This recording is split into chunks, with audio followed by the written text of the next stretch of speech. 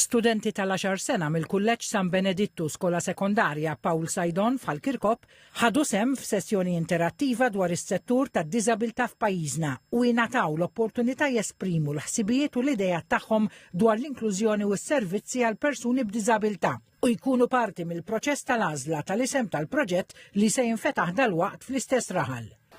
Tkellimna xi tfisser għalina l-inklużjoni minħabba li se tinfetaħ respa ġdid propju hawnhekk li hija l-ewwel waħda li se tinfetaħ fin-naħa t'isfel ta' Malta. U llum flimkien ma' grupp ieħor ta' studenti tal-10 sena bħala parti mill-komunità ġejna mogħtija l-opportunità li flimkien mal-Ministru Giulia Farrugia għażilna isem għal din ir-Respite Home ġdida fin-naħa ta' isfel ta' Malta li ser tiġi inawgurata dat.